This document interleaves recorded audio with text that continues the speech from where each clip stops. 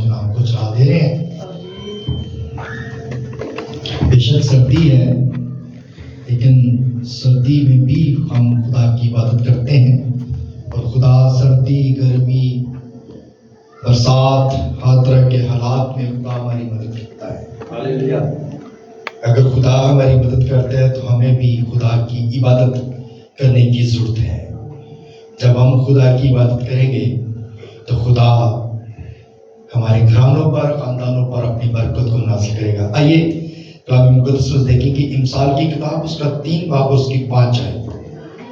کلام خدا میں سے امثال کی کتاب اس کا 3 باب اور اس کی 5ویں آیت میں یوں مرقوم ہے، لکھا گیا سارے دل سے خداوند پر توکل کر اور اپنے فہم پر تکیہ نہ کر.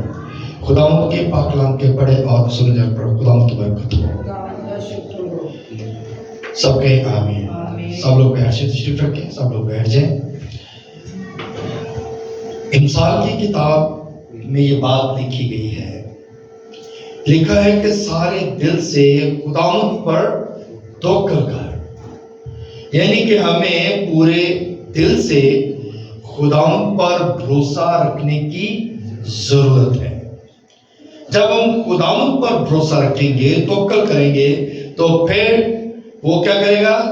ہم پر رحم کرے گا. اور کلام میں لکھا گیا اور اپنے فہم پر تکیہ نہ کر، یعنی کہ اپنی سوچ پر، اپنے خیالات پر جو ہے ہم نے بھروسہ نہیں رکھنا، تکیہ نہیں کرنا، کیونکہ ہمارے بھروسے جو ہے وہ جھوٹے ہو سکتے ہیں، غلط ہو سکتے ہیں. ہماری کوششیں غلط ہو سکتی ہیں، ہماری روشیں غلط ہو سکتی ہیں، ہمارے خیالات غلط ہو سکتے ہیں، ہمارے ارادے غلط ہو سکتے ہیں. لیکن خدا کا کلام فرماتا ہے سارے دل سے خداوند پر توکل کر. جب ہم خداوند پر توکل کریں گے تو خدا کے ارادے کبھی بھی ناکام نہیں ہوتے.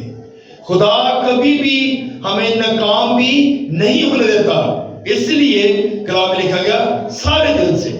جب ہم پورے دل کے ساتھ خدا کے حضور آئیں گے تو پھر برکت پائیں گے. سم ٹائم ہوتا ہے ہم پورے دل سے خدا کے حضور نہیں آتے، ہم خدا کے حضور پورے دل سے عبادت نہیں کرتے. اور کلام میں لکھا گیا کہ تم مانگتے ہو لیکن اس میں بھی شک کرتے ہو کہ شاید خدا دے گا نہیں دے گا. اور کلام میں لکھا گیا کہ پورے ایمان کے ساتھ مانگو، اور اس ایمان سے مانگو کہ تم نے جو کچھ مانگا ہے وہ تمہیں مل گیا ہے. یہ نہیں امید رکھنی کہ ملے گا یا مل جائے گا، بلکہ یہ ایمان رکھیں کہ مل گیا ہے. آپ جب اس بات پر ایمان رکھیں گے تو پھر خدا سب کچھ کرے گا. اسی لیے سلیمان نبی یہ بات امثال کی کتاب میں لکھتے ہوئے کہتا ہے سارے دل سے خداوند کی کیا کرو؟ خداوند پر توکل کرو، خداوند پر بھروسہ رکھو. اور کلام میں یہ بھی لکھا گیا کہ پورے دل سے خداوند کی عبادت کرو. جب ہم پورے دل سے خدا کی عبادت کرتے ہیں تو پھر برکت ہے. جب ہم پورے دل سے خدا کے حضور میں آتے ہیں تو پھر برکت ہے.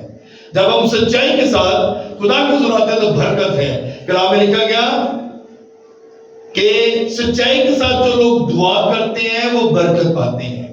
دعا تو سبھی لوگ کرتے ہیں، خدا ان سب کے قریب ہے جو سے دعا کرتے ہیں، جو سچائی کے ساتھ دعا کرتے ہیں.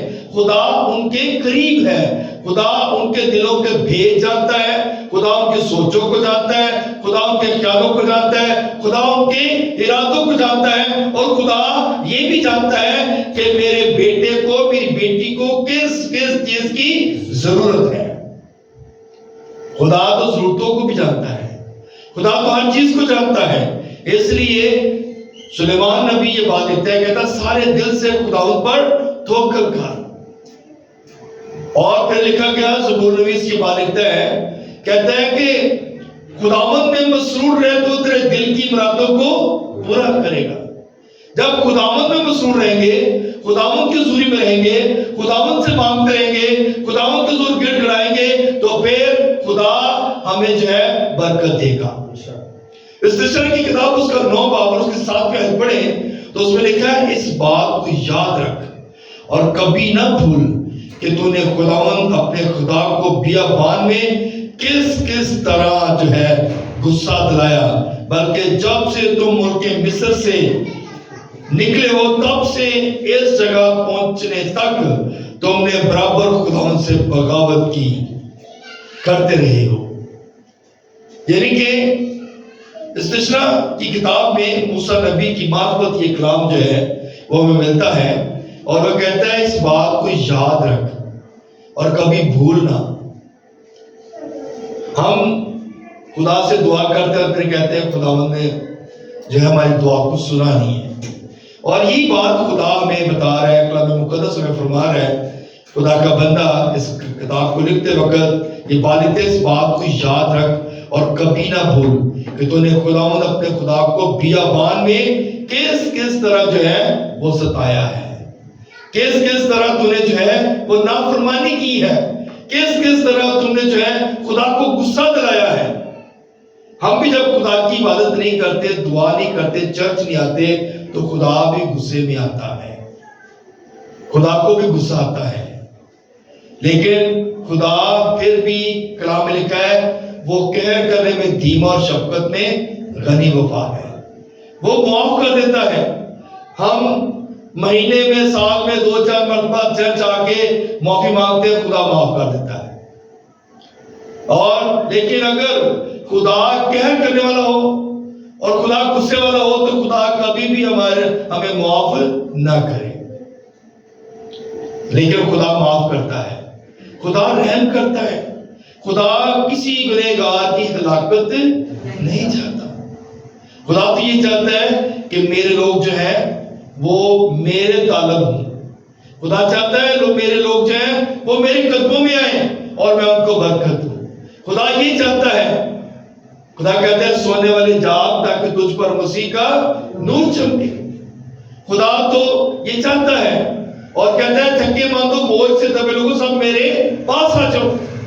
وہ تو یہ چاہتا ہے کہ آپ سب کیا کریں، میرے قدموں میں آئیں، خدا کے قدموں میں آئیں۔ تو جب آپ خدا کے قدموں میں آئیں گے تو پھر آپ برکت پائیں گے۔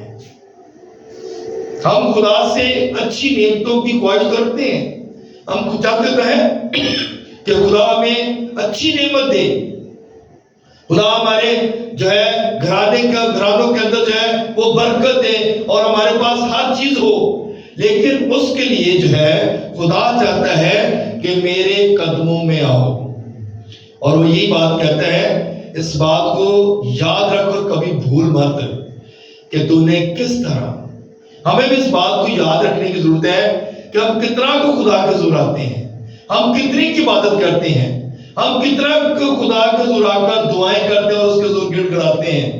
خدا اس بات کو یاد دلاتا ہے، اور اس نے کہا جب سے تم ملک مصر سے نکلے ہو تم نے کتنی بار مجھے غصہ دلایا ہے، تم نے کتنی بار میری نافرمانی کی ہے، کس طرح تم نے نافرمانی کی ہے وہ یاد دلاتا ہے۔